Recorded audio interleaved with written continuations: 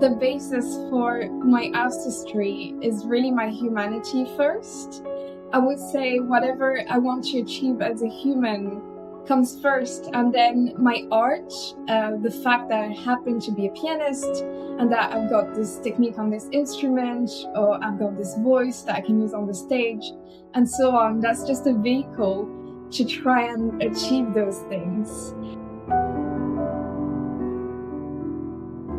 I'm really attracted to both the meaning behind the pieces. So how do we translate an inert piece of musical notation into something that has meaning for real living humans with a beating heart? Impact is something I should chase a lot more than recognition. I wish more musicians fly with their ideas and actually make something that they own and that they can, move the needle in a way that benefits artists and benefits our industry in real terms rather than benefits institutions. Welcome to another episode of Season 6 of the Piano Pod, everyone, our season of creativity and connection, where we explore how artists are reshaping our musical landscape with bold ideas and meaningful storytelling. Today's guest embodies that spirit in every possible way. Aïda Lahlou, a Moroccan-born concert pianist, creative director, activist, and thinker whose debut album, Mirrors and Echoes, reimagines Ravel's Miroirs through an extraordinary global lens. Her album weaves together piano miniatures from 5 continents, revealing hidden kinships across cultures, histories, and sound worlds, and offering listeners a new way to experience classical music as interconnected, imaginative, and deeply alive. Aïda's career spans major stages around the world, from Wigmore Hall to Beaux-Arts, but her artistry extends far beyond performance. She's a true artivist and entrepreneur, creating new concept models, engaging in environmental and political work, directing a one-woman show blending stand-up comedy with classical piano, and actively challenging what institutional success means for musicians today. In this conversation, we dive into everything from Ravel's elemental sound world to artistic agency, intercultural storytelling, activism, curiosity, and what it means to build a career with purpose, not permission. Before we begin, thank you to our listeners and community. Every rating, share, and subscription helps us continue bringing these conversations to life. Here's the new episode with pianist, creative producer, and artivist Aïda Lahlou, Mirrors and Echoes, a global journey through sound, storytelling, and artistic purpose. Please enjoy the show.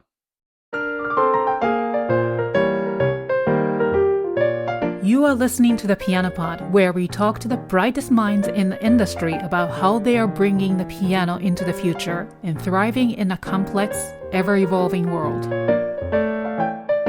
Aïda, welcome to the Piano Pod, and thank you so much for being here today. I've been really looking forward to this conversation. Thank you so much. It's a pleasure to be here. Thanks for the invitation. Of course. And your album, your artistic vision, and your work as an artivist and entrepreneur. I love those words. And then just so much to explore today. But before we dive in, I want to start with the foundation of your artistry. Your work has been described as imaginative and poetic and unafraid of exploring sonority, color, and inner voicings. So let me begin here. What drives your artistic choices? What is the core mission or vision behind your music making today? Wow, what a deep question. We're really starting throwing me off the deep end, right? Well, I think the basis for my artistry is really my humanity first. I would say whatever I want to achieve as a human comes first, and then my art, the fact that I happen to be a pianist and that I've got this technique on this instrument, or I've got this voice that I can use on the stage, and so on. That's just a vehicle to try and achieve those things.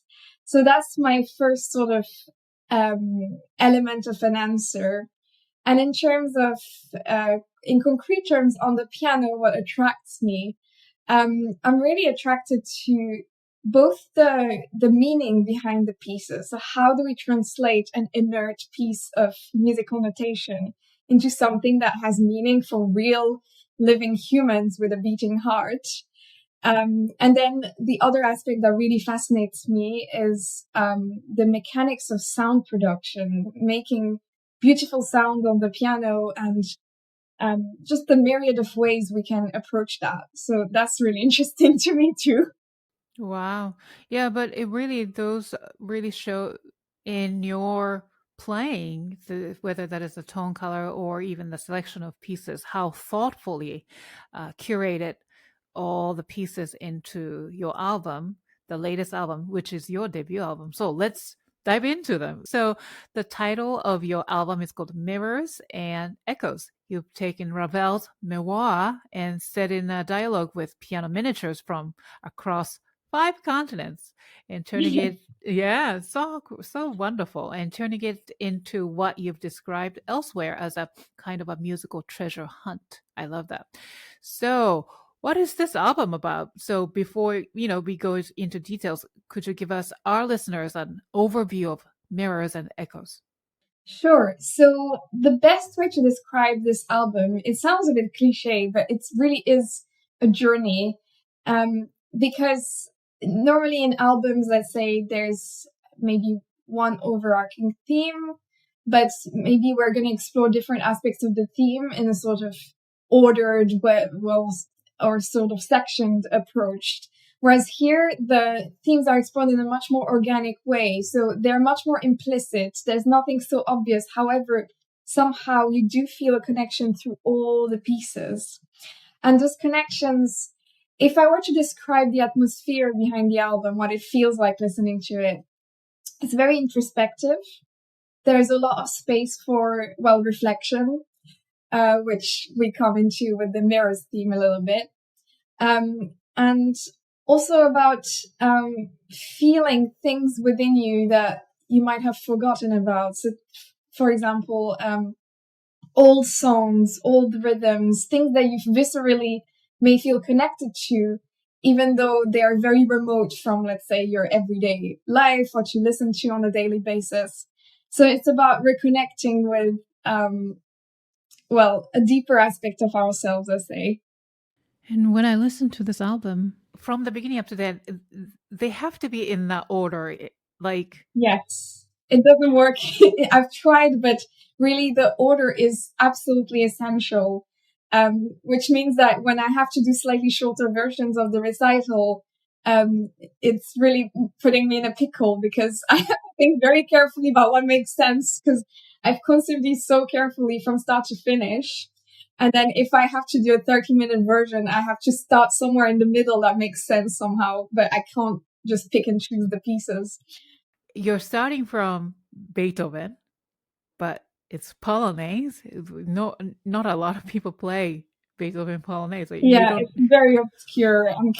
This is me provincializing the Western classical canon.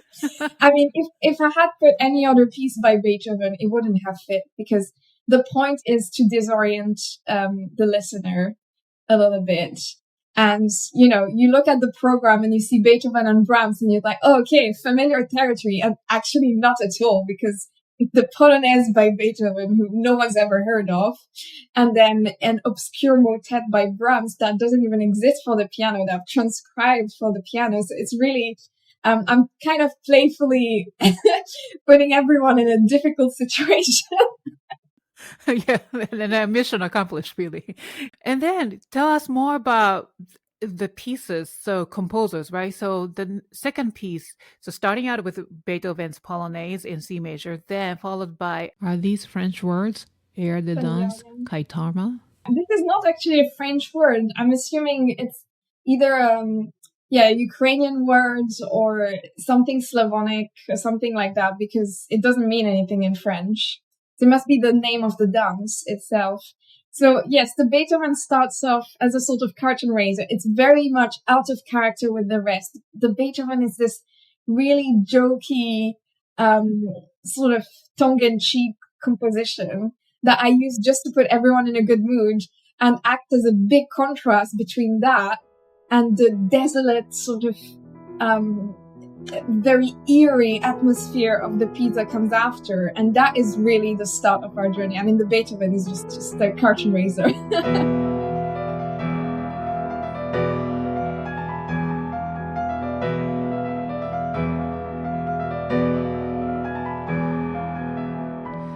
This dance piece by Armenian composer Spendiaryan was followed by La Vallée des Cloches from Miroirs by Ravel.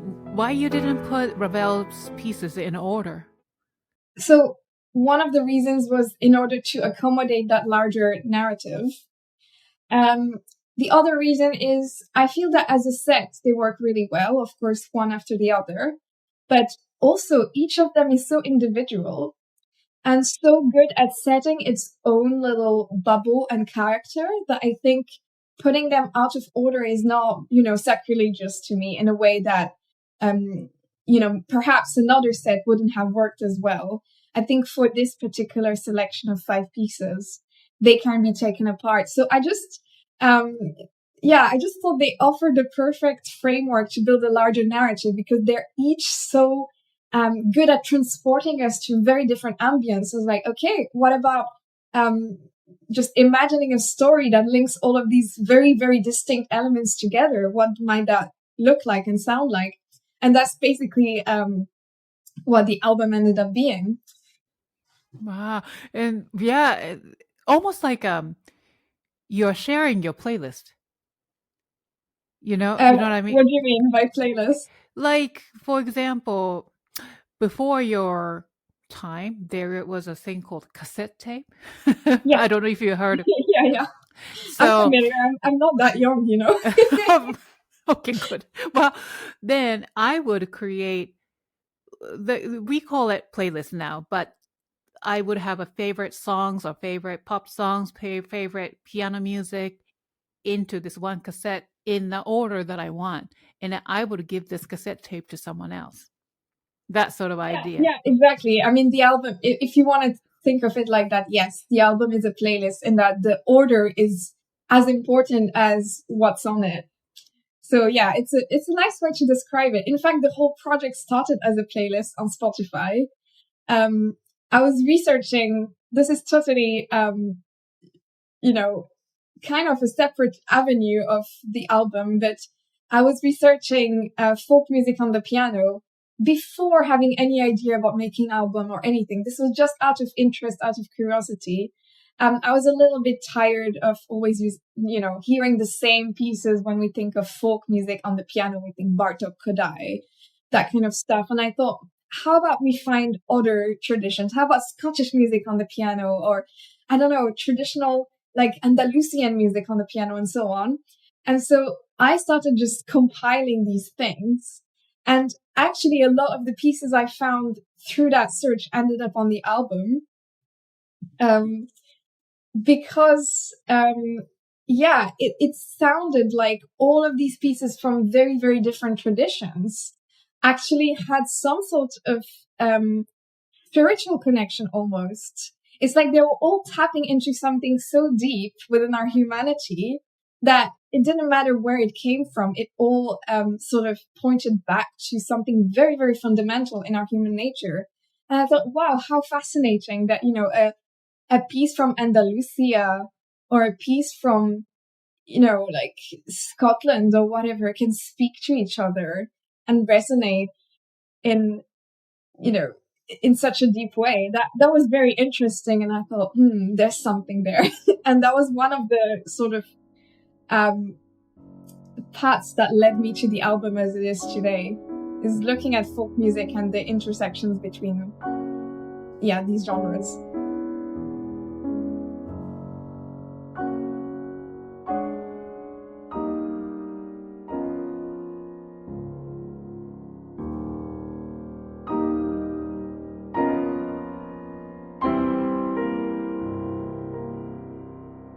I'm also curious to know, you've done 2 arrangements in this album. One is the chorale piece by Brahms that you mentioned, And then at the end of this album, Lamma Bada Yatathanna. Yatathanna. Yes, very good. Well done. Thank you. Yeah, it's an Arabic music, right? And Yeah, is it? absolutely. Mm-hmm. And I listened to the orchestral vocal version of this piece this morning. Gorgeous, played by Arab Symphony or something like that. I mean, this is a standard. It's like saying autumn leaves or something, except it's from the 14th century. So it's everyone in the Arab world would know this song. And there's no strict arrangement. I mean, what we have maybe is just the notation of the melody, but really it's always transmitted through oral tradition. And so across centuries, people have just improvised on it, made versions of it for their instruments, sung it. And so, yeah, there's not a particular sort of authoritative version. It's just so embedded in the culture. Yeah, so I had a little play around with it, and I ended up with a sort of Rachmaninoff, impressionist infused piano version.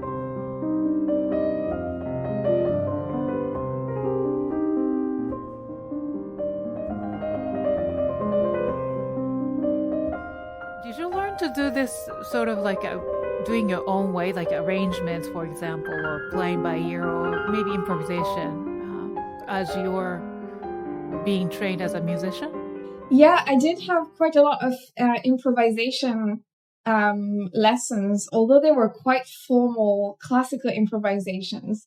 And I think that really helped me actually to engage with classical repertoire a lot more than just doing my own improvisation. I just felt like I had suddenly a window into what a composer might think of when starting a piece of music, knowing how to create structure, how to create certain expectations, understanding the harmonic language. So I would say, yeah, ironically, my improvisation lessons really helped me understand written compositions better, rather than like actually turn me into an improviser, which I wish I could be, but I'm just so terrified of doing it. However, I do enjoy playing around, and I love arranging, because I think in arranging, you have the freedom of expressing yourself, but it's like a little also intellectual puzzle about how do you turn this given material into something new, and you take off the pressure of having to do it in real time, which obviously you would have to do if you were improvising. So yeah, my process to write this arrangement actually was a lot of noodling on the piano to try and find interesting chords and interesting rhythms and so on, and then piece it all together. So I suppose, yeah, I did improvise some bits, but in no way did this just flow out of my mind in a way that, I don't know, Mozart would just improvise. Well, yeah, but it really, I'm very impressed with your skills as a arranger. They're both wonderful arrangements. Yeah, I wish that. Are they available as a score sheet music? Not at the moment, although I would like to share them. So if you or any of your listeners are interested in having them, they can send me an email, and I'll send them to them. Okay. And then I think the best way to be in touch with you would be your website at aidalahlou.com, correct? Yeah, Yes. there's a contact form on there. I'm also very responsive on social media. So. Great.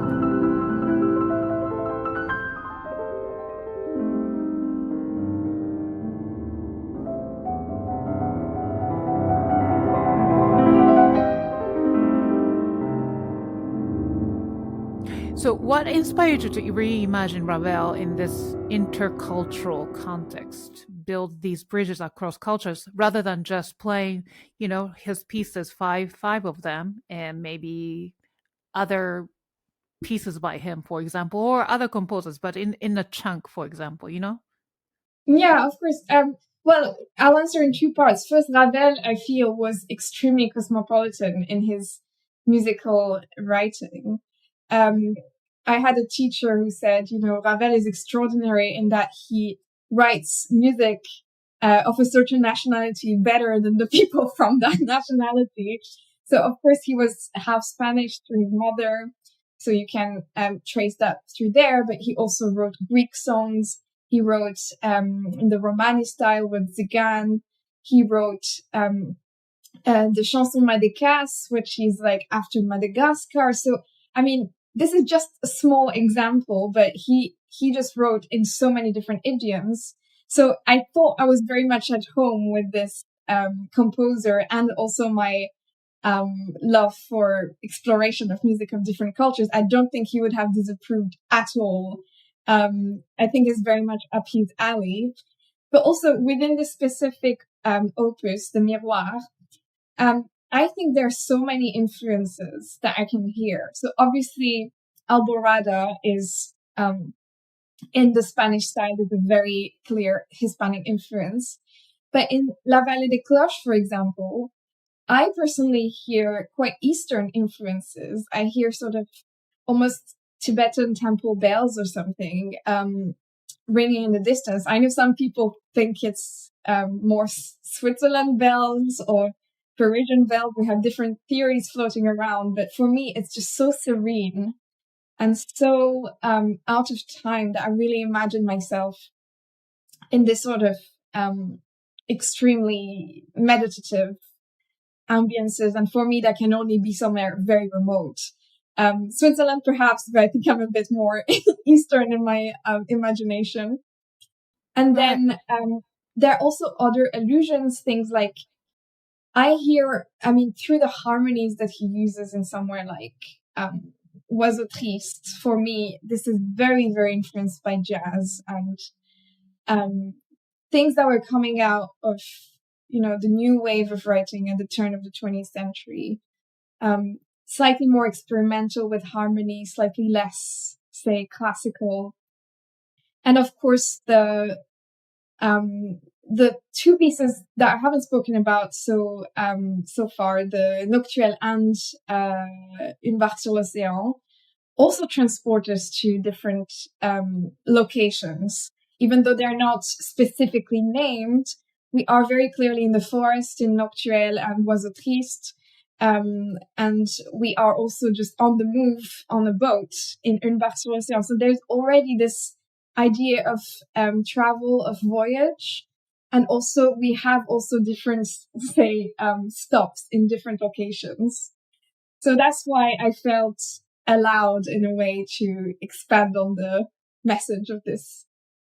Tell me more about other pieces as well. So, 4 piano moves by Alexandra Tansman, Yeah. and then also there, Scottish piece, What the Fairy Piper Told Me, Ronald Stevenson, and Kaddish. Is that how you say? Yeah. Yeah, that's also that was arranged by Silati and by Ravel. And there are always links to Ravel. So some things I actually found out after having done the program as it is today.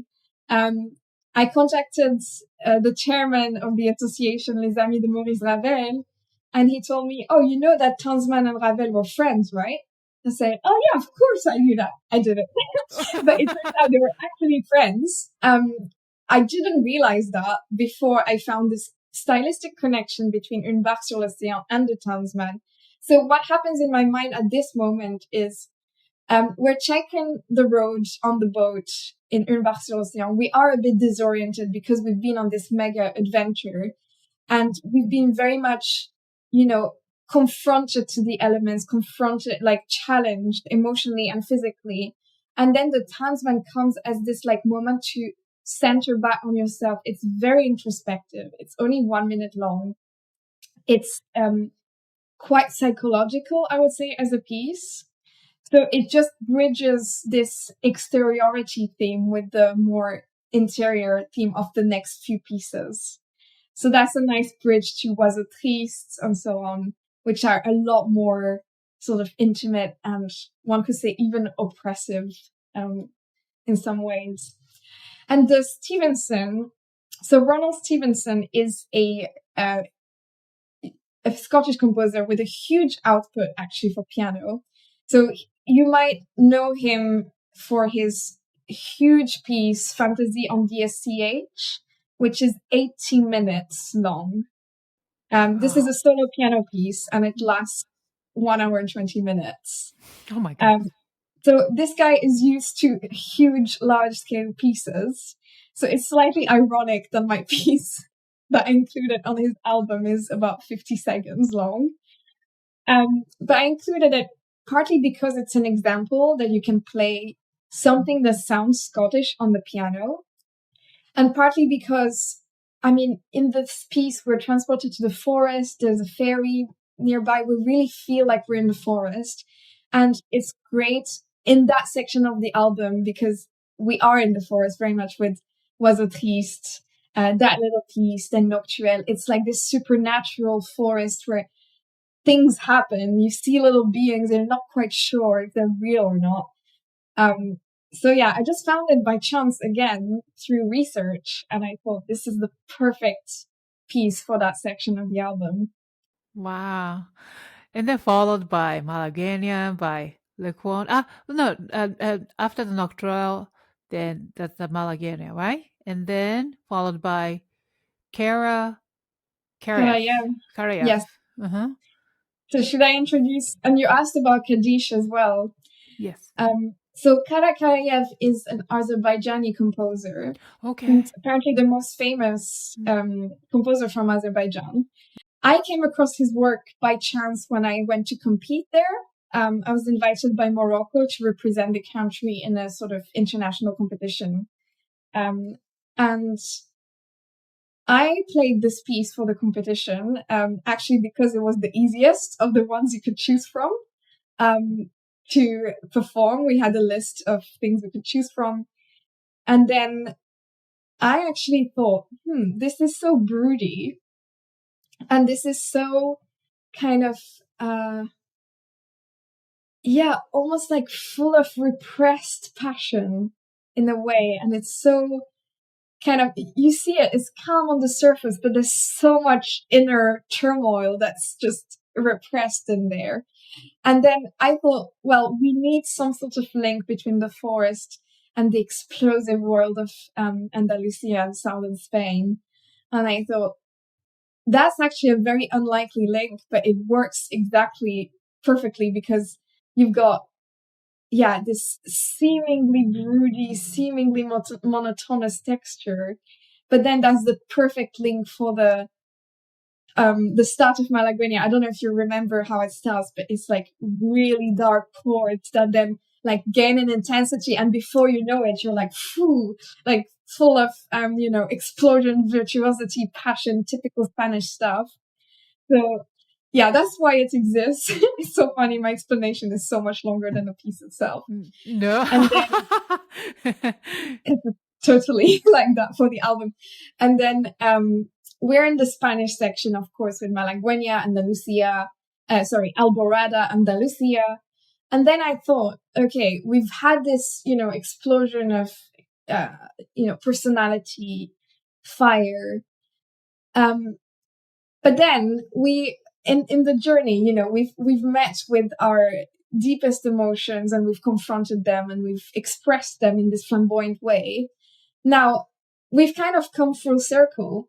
We come from contemplation, but then we need to kind of make sense of that and digest that and say, okay, who am I as a person in the end? And that's why the last section of the album is actually still infused. So we're still informed by this passionate outbursts, but we're now back into an interior mode where we kind of reflect on these things. So the Kaddish and then the arrangement of Lamma, Bada, Yatathanna, you will still find reminiscences of the explosive verse of passion, but it's done in a sort of almost like ritualized sense of like a prayer almost, where I don't know if you know the Sufi tradition of dancing. So for them, in the Sufi tradition, dancing is like a form of worship. It's a form of spiritual sort of almost enlightenment or meditation. And that's very much the end of the album's vibe. We are back into celebrating our body, but in a sort of connected way also to the spiritual world. So it's not just, just the earthly sort of explosions of passions. We're also just coming back to what it means from a spiritual perspective.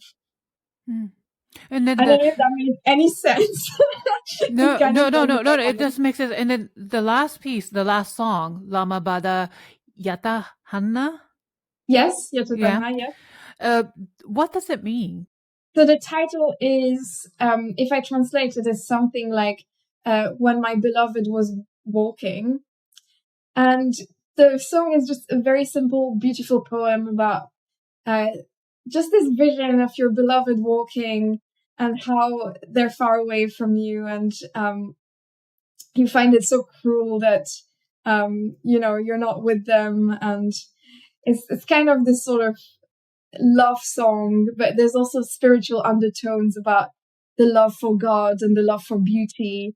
It's a beautiful little song. It's difficult to kind of translate it in a way that makes sense. But you can find some translated lyrics on Wikipedia if that helps you a little bit to understand what the song is about. It's very much an ambience of. But why you wanted to end with that? Was there those two pieces, right? So did you have some sort of, did you have some sense of like a spiritual message? Not in the, this is what it means, but more like in a, hint or suggestive way that you wanted to include the spiritual message or spirituality of who you are?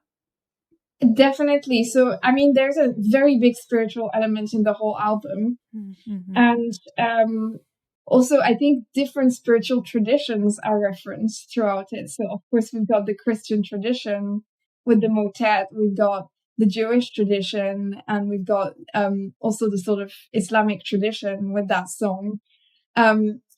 It's kind of, a journey through spirituality, but in a way that's not particularly attached to any tradition. Perhaps in a way to just show how many similarities there are between the essences of all these traditions. So I guess we start the album in a contemplative space and we finish the album in a contemplative space as well. To me, I mean, my relationship with spirituality, let's say, is something that is very practical and very embodied. So I think of the album very much as also a reflection of how I view spirituality, which is very much embedded in the world we live in. So, feeling at one with nature, feeling at ease within yourself and connected with the broader world or your fellow human beings. It's kind of my sort of relationship to spirituality. And it may be that some people view the end of the album as, well, a way to bridge different traditions together, or just a way to celebrate this part of spirituality that is attached to beauty and attached to love. So there's no one way to see it, but this is what I have to say on this topic. No, but there's no one way to see it. Exactly. That's why, that's why there's music exists, and that we can see it in a different ways, and everybody has different ideas or feelings from listening to this one album, right? Yeah. So you're also deeply engaged with environmental issues, using music as a way to think, respond, and act within the larger conversation around climate change. Well, I think the root cause of climate change is that we've lost our feeling of being connected to nature. Because if people were really still had this connection, there's no way they would hurt the natural world in the way that we do. The problem now is they don't understand that they're actually hurting themselves. For me, climate change is it's a psychological issue to start with. It's the fact that we've completely we become alienated from a part of ourselves, which is nature. So yeah, I guess that's just my 2 cents on this issue as an artist. And that then manifests itself in, all the forms of destruction that we see on an economic scale with exploitation, on an ecological scale with, deforestation, habitat loss, exploitation of animals, like industrial farming, all of that. And just the way we eat, the way we travel. I mean, all of that is just, for me, it stems from the basic sort of lost connection between us and nature.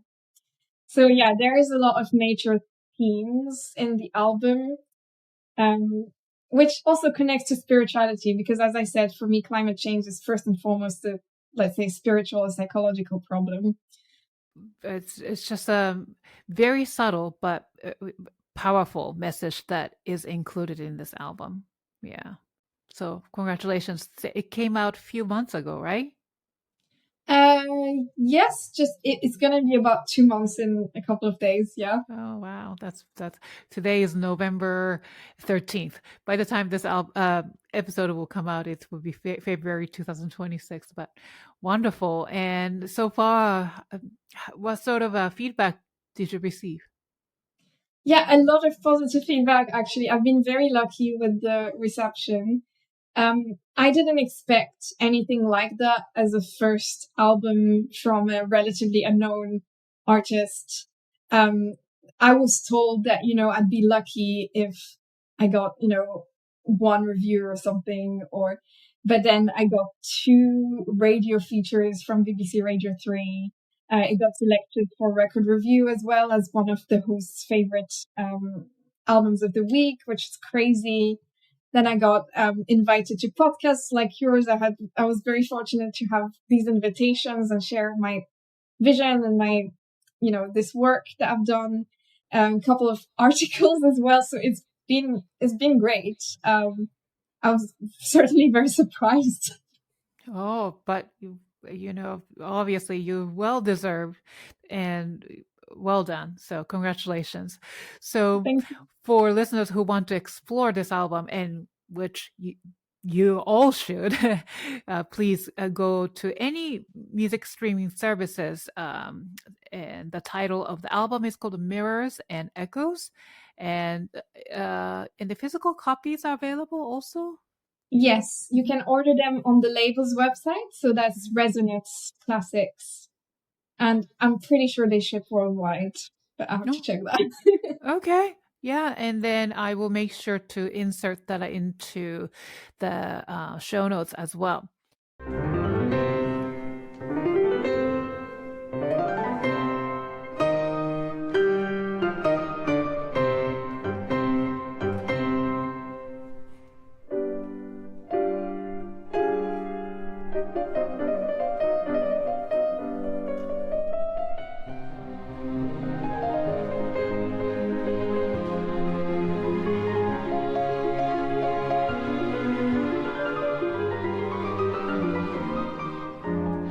Now that brings me to a different but connected question, understanding who you are behind all of this. So because listening to Mirrors and Echoes, it's clear that your artistic choices come from a very specific sensibility shaped by where you come from and the people who guided you. So you were born in Casablanca and started piano at age 5. What do you remember about your earliest connection to music?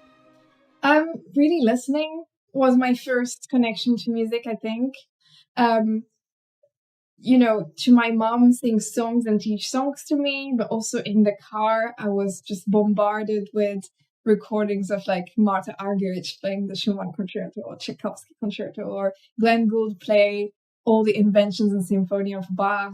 These are the sort of core memories I have as a child growing up. So I very much loved listening even before I even started piano.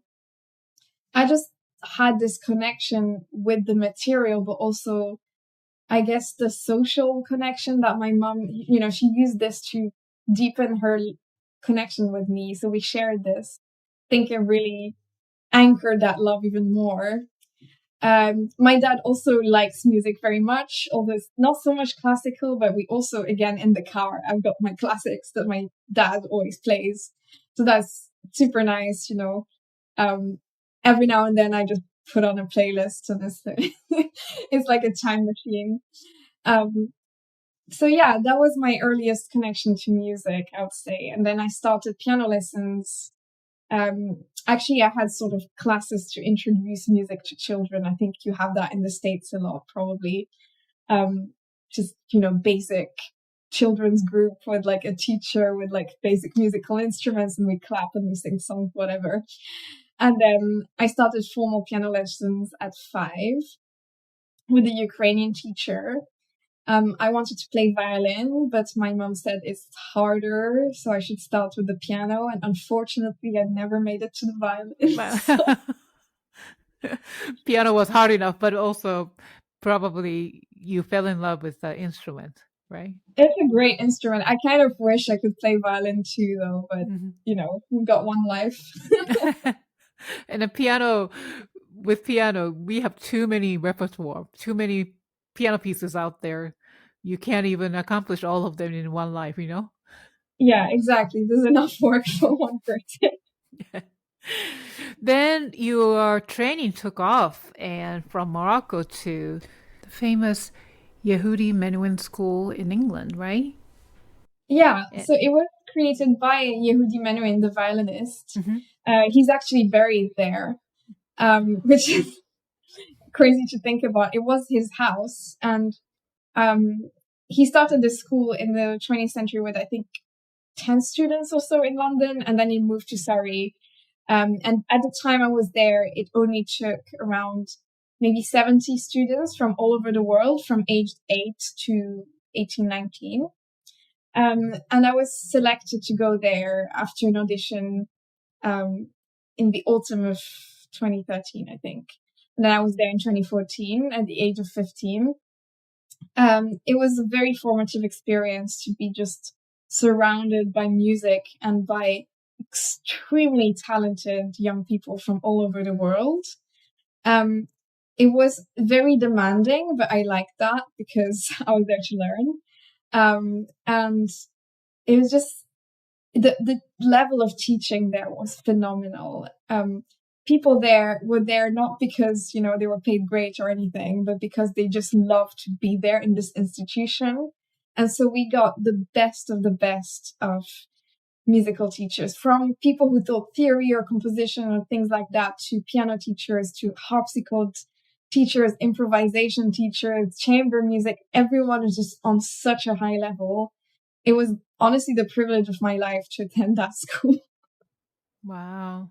Such a very significant age to really learn music, right?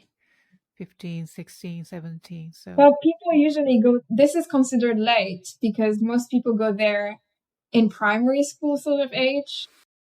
It's the minority of students that come for sort of the finishing touches of their education. So at 15, I mean, it's quite a late age to really like learn from scratch. But I didn't come from scratch. Like I had won a lot of competitions. I had serious training in Morocco, but it was, let's say, like most of the school actually come there much earlier. So I was one of maybe 5 or 6 people who joined at that age, at that time. But yeah, for me, it was enough, because, yeah, it enabled me to live my life as a kid, like a normal kid in a normal school, and then come there for inspiration and learning. And I think that was the right balance. I'm not sure I would have liked to be there from such an early age. wow. Then that fast forward, you got into Cambridge. Yeah. And then later to Guildhall, which is a very, very prestigious school and graduated with distinction. So how did these two environments shape you academically? Cambridge was great because, I mean, it's Cambridge. It's like, you know, Hogwarts almost, in terms of like, I don't know, I was always a very academically driven person. So going to like such a center of academic excellence and be able to meet, you know, specialists in the field. Like all my lecturers were just so brilliant, and I could just meet them for supervisions on one-to-one.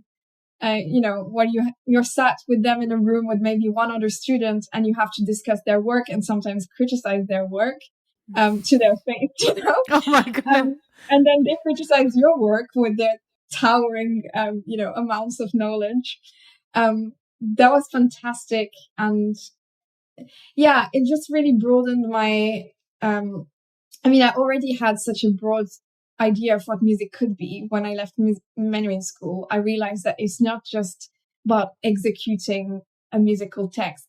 Music is so broad that almost any skill set, any personality type will fit somewhere with the music. In Cambridge, it was just even more of that sort of idea being reinforced, in that I looked also at how it fits with other disciplines. Obviously any university now is very big on intersectional studies and things like that. So you see intersections of, for example, music and colonialism, or like how musicology was shaped, the very science, let's say, of musicology was shaped by ideologies that were going around in the 20th century, and how that influenced the very knowledge that was produced, all, the focuses of that science. So it was kind of, Cambridge was great to allow me to look critically on a meta level at any sort of discourse that I encounter. So not just seeing what the argument is and what it's doing, but also asking, why is this argument being made in the first place? Like, what informs that point of view, etc. So that was absolutely great. And also I met people from other subjects, which is very enriching for me. So I could have conversations about politics or economics or anything, because everyone is kind of there and interested in everything. And then at Guildhall, very different vibe, obviously back to very narrow music focus. But it's a fantastic group of people, great connections within the music industry. And yeah, I think I'm happy that I did it in this order, because it just allowed me to take things I learned at Guildhall with a pinch of salt sometimes. Like, I think if you go straight to a musical institution, sometimes you can feel like what your teacher says is the end all be all. And if they say something, that's it. That's the truth from God, that's been applied. But having had this background in Cambridge of being used to questioning everything or contextualizing everything, it was useful in sort of surviving the music profession and looking at it a bit more critically. Well, I can tell from the way you explained to us about your album. So I almost wondered, your undergraduate degree in Cambridge, did you double major in anything, or did you just focus on music? No. So in the UK system, there are no such things as double major. I think in Cambridge you can't double major. Other universities you can, but in Cambridge I just did music. But again, it's applied in such a broad way that if you wanted, I did one of my essays was about ASMR and the cultural sort of underpinnings of that and implications on classical music of the time. But other people did things to do with economics or colonialism so you say we're studying music, but really we can study anything, just as long as there's some sort of musical link. Oh, wow. That's brilliant. Wow. How fortunate. Then, any memorable teachers you've had in the past? Yeah, I would like to say, all my teachers were memorable in one way or another. I can't possibly, pick some, because it would feel sacrilegious to pick one or two over the others. So I'll just say, I've had really fantastic teachers, and I've put, for my most direct influences, I've written an acknowledgement section on my blog, which kind of gives personal thanks to some of them and what they've brought me, and I've put into the album. Wonderful.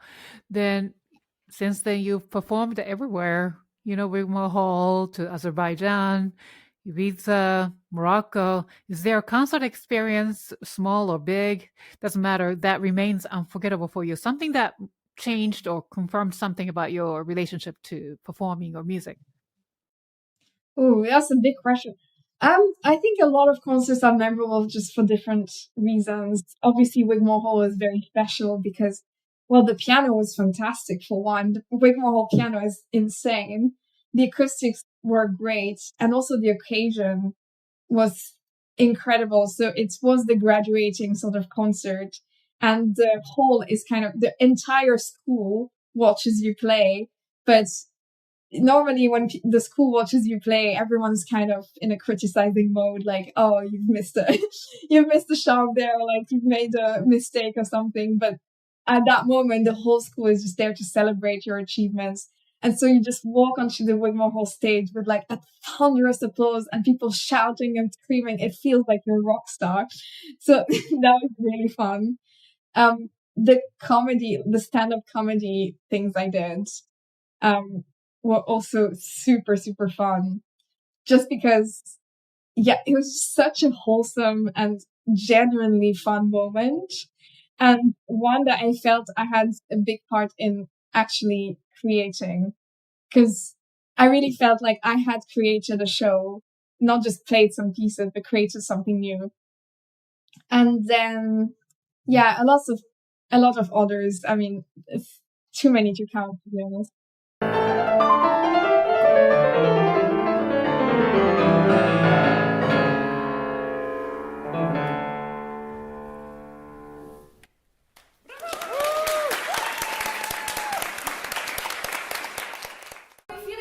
Are we feeling good? Just to introduce myself, my name is Aïda Lahlou. I'm a concert pianist. The funny thing though is that I did not want to be a pianist growing up. I actually wanted to be a brain surgeon, but my parents were not supportive. Yeah, they didn't want a doctor in the family. They thought it was a bit weird. I still do surgery for fun though, but on the weekend. I've got a kneecap replacement gig coming up. People often ask me, why did you choose the piano as an instrument? So I want to talk about this stand-up comedy thing. Yes. Yeah. So when I think of comedy so you combined comedy show with the piano? Yeah. Right? So I think of the very famous Victor Bourget. Yeah. And then so is that similar to his style or is it more no? Okay. So what he's doing is more like slapstick, I would say. Yeah. Kind of, fun routines and kind of jokey routines to do with the act of piano playing. I don't do that. So the piano part is really serious piano playing and the comedy is stand-up. So a lot of the material will be tangentially connected to like the music industry or what it feels like to be a pianist or making fun of that world I inhabit.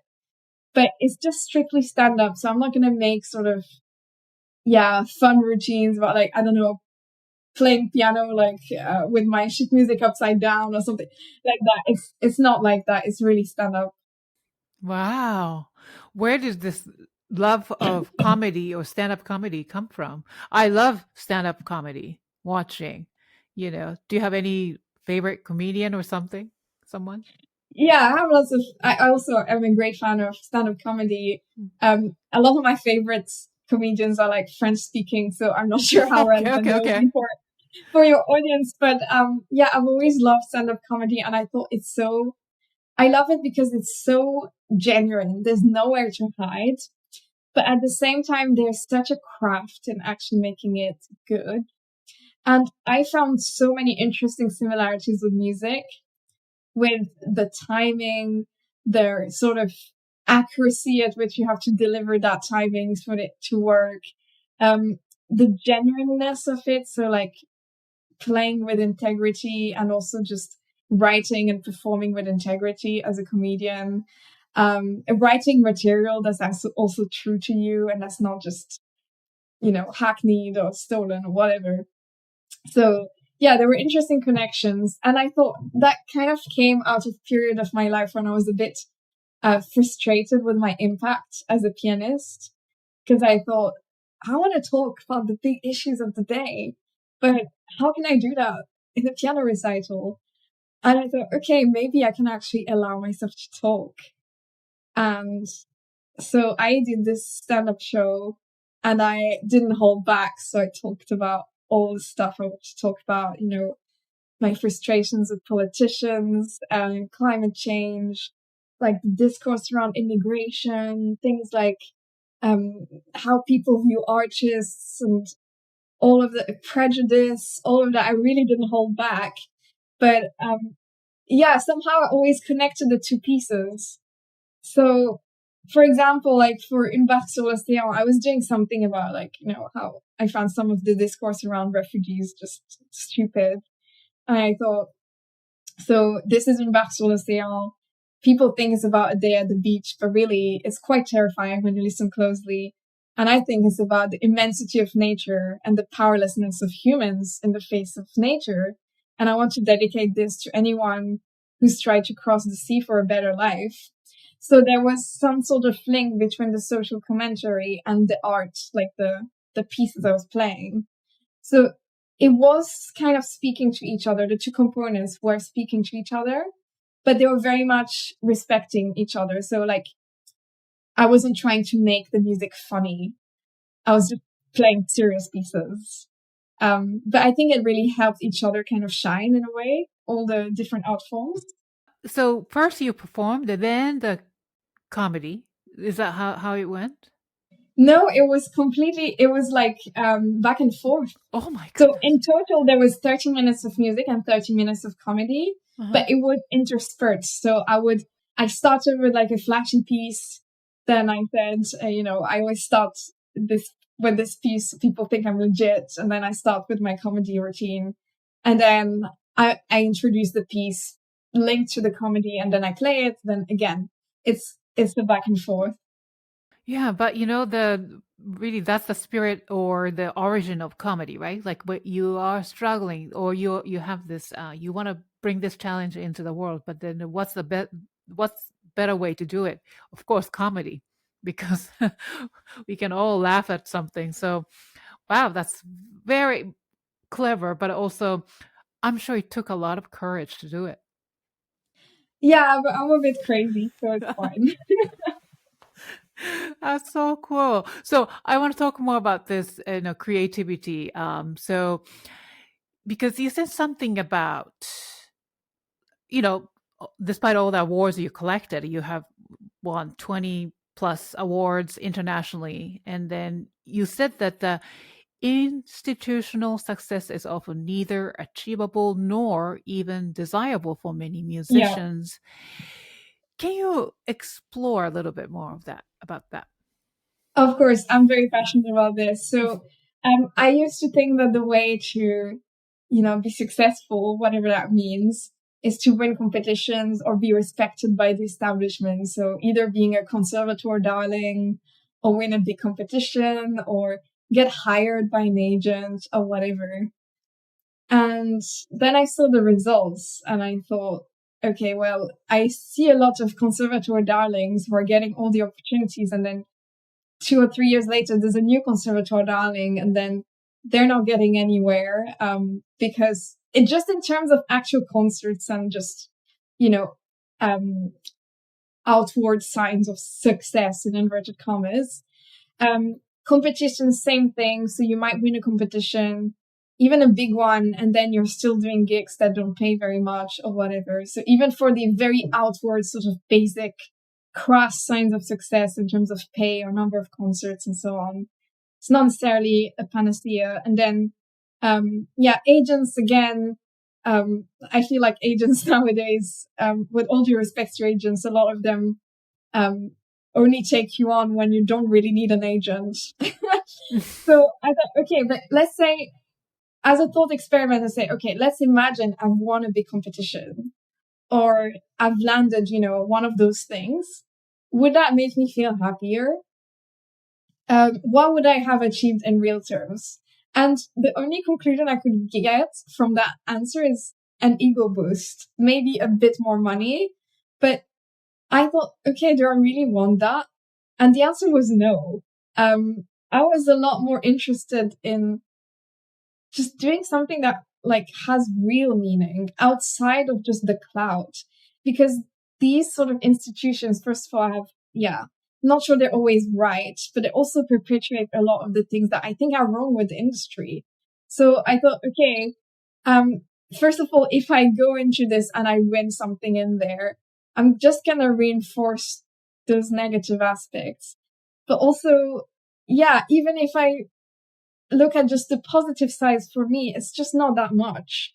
And I thought, okay, well, let's look. There's so many examples of people who achieve those same hallmarks of success without going through the institutional route. So, for example, let's say there's a money prize for the competition.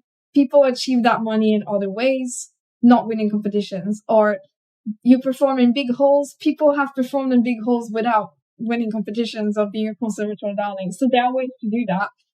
And that way, you're not dependent on, the approval of one or two people who might just not like you or be biased against you. And I think chasing the approval of just the establishment is such a waste of time. My advice and my sort of experience is you're much better off just trying to make your objectives happen independently of whether or not someone gives you permission. And from my personal perspective, like now I feel like impact is something I should chase a lot more than recognition, if that makes sense. Mm-hmm. Yep. So I'd much rather, make a positive change in something that is bigger than just me, rather than be, spotlighted or chosen by an establishment figure But our industry the classical music is sort of based on that, recognition and being admitted or nodded by, or, even since your training era. Does that make sense? Being admitted into this studio, for example, or this school, so that's the sort of mindset. And then everybody is sort of afraid of everybody, and right? Yeah, I would say, you have to be pragmatic. I was certainly pragmatic in my approach. I said, what's the minimum institutional success that I need in order to be credible? And I think, most conservative students already have that.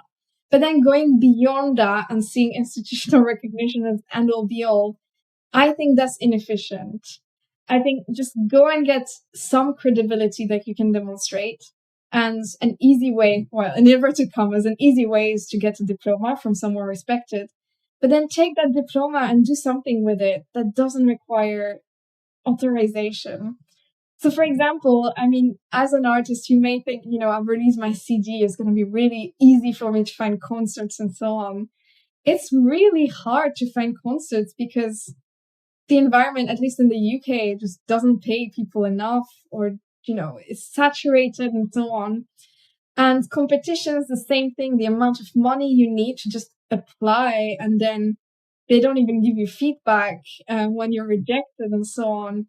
So I actually made my calculations and I started my own concert series. And now I offer paid opportunities for musicians. And I started with zero budget, even though if I had, gone through the route of competitions, I would probably be in the red for, probably several £1,000s between recording and lessons. And so, I think it's actually a much more efficient way to start your own thing sometimes than wait for authorization to do something. But you have the sort of mind to do it, and you're very eloquent. You can express yourself, present yourself with words really well as well, So I think that's a huge advantage. But I'm sure you had your own, challenges and moments where you had to pick yourself up and keep going, right? Yeah, definitely. But to be honest, I find it much easier to be in control. I'd much rather be sad or be challenged by something I own, rather than, be at the mercy of whatever rejection is going to be on my plate on the day, because this jury or that agent or whatever has not wanted to work with me or something. But, enterprises like, for example, your podcast or any artist-led venture that creates real value, like actual value, and creates actual communities and creates actual, positive change. I think it's something to be so much more proud about than just being picked randomly by an arbitrary group of jury members. So in a way, that's kind of the logic behind me trying my own thing. Is I want to, of course, build something meaningful. We all want to, but also hopefully in a way that's less speculative and a bit more linked to hard work rather than just circumstance, I would say. Yeah. Well, thank you for including my podcast into your. No, of course, I'm very admirative. And I hope I've said that enough.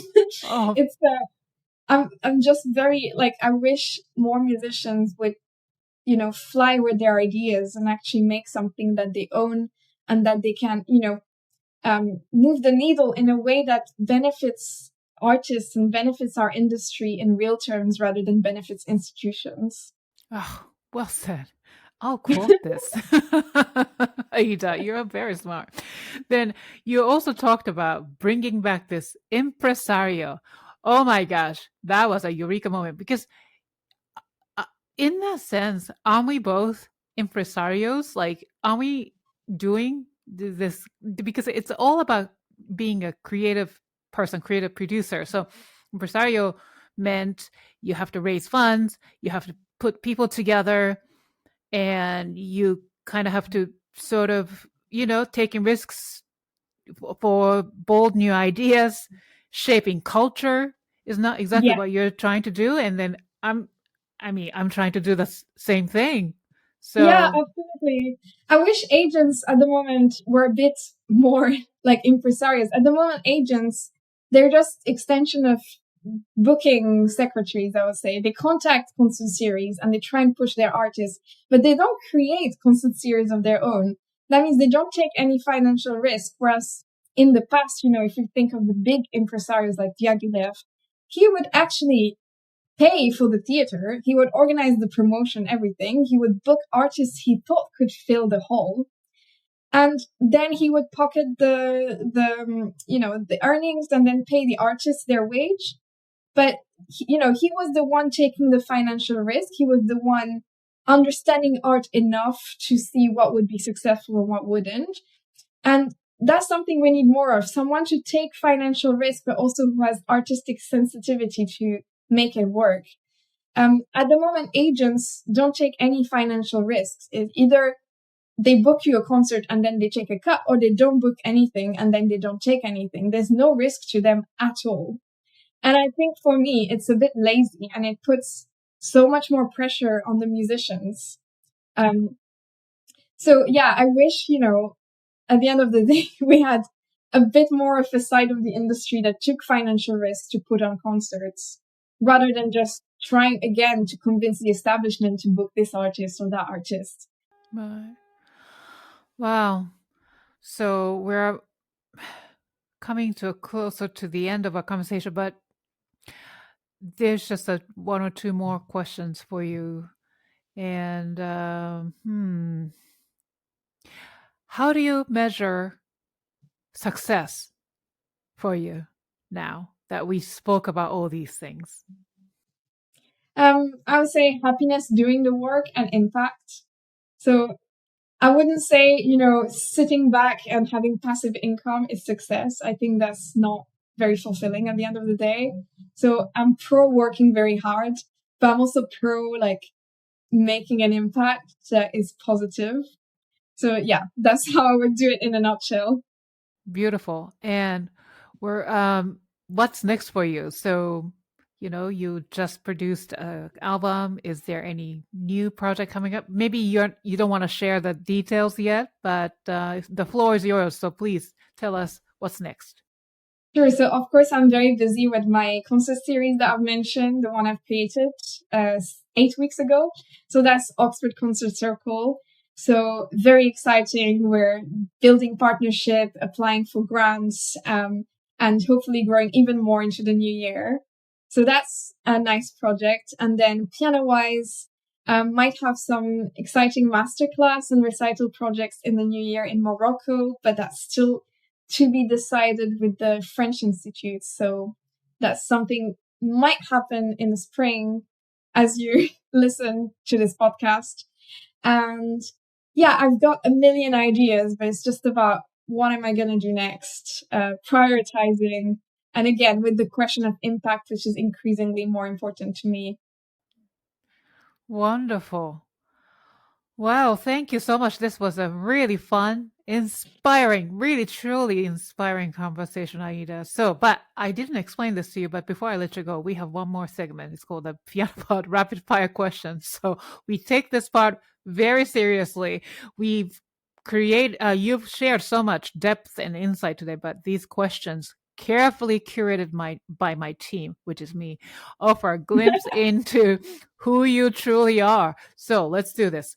Please answer each question with the shortest response possible. No explanation is needed. Question number 1.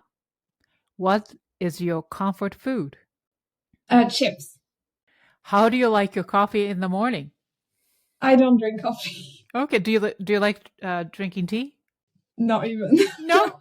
What do you drink? No. Water? Water. Okay. That's great. That's great. Are you a cat person or dog person? A dachshund. Oh, dog. Yeah. So cute. Sunrise or sunset?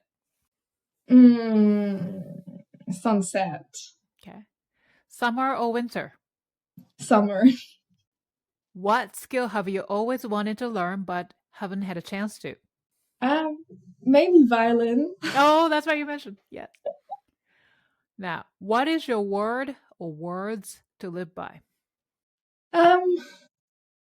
Be happy. Don't take yourself too seriously. Be a good person. That's enough, I think. Great. Favorite venue you performed in? Maybe you mentioned, or maybe dream venue. I'd love to perform in a house, like a cozy house. Ooh, yeah. It's actually trending. Yeah, especially in the States. Mm-hmm. It is trending. There's a business idea for your listeners. Yeah, that's right. Now, what is the most important quality you look for in other people? Honesty.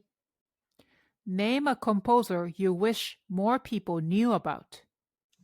This is really controversial, but Mozart. I think Mozart is underrated. Oh, yeah? Yeah, I think Mozart is underrated because, I don't have to explain, but he is a genius, and it's not because he's written a few hits. He is actually such a master composer, and it's not boring. Please, it's not boring. It's actually every time he writes anything, it's masterpiece. Please do not say Mozart sonatas are boring. They're not. Okay, I'm guilty. I say Mozart sonatas. Okay, I will listen carefully. Yes. All right. Then name one piece currently in your playlist. Schubert's Late Impromptus. Wonderful. Fill in the blank. This is the last question. Fill in the blank. Music is blank. Great. Music is great. Very nice. All right, Aïda. Thank you so much for joining us today and for sharing your wisdom, artistry, and incredible energy. This has truly been a meaningful conversation. So to our listeners, if you would like to learn more about Aïda's work, visit AïdaLahlou.com. Follow her on Instagram at AïdaXLahlou and listen to her album, Mirrors and Echoes, wherever you stream your music. All links are in the show notes. And to our community, thank you for tuning in. Please subscribe, rate, and share this episode. Your support helps us continue connecting through music, story, and creativity. Until next time, this is Yukimi Song, and you're listening to the Piano Pod. Thank you so much. Thank you so much. That was a great conversation. Oh, yeah.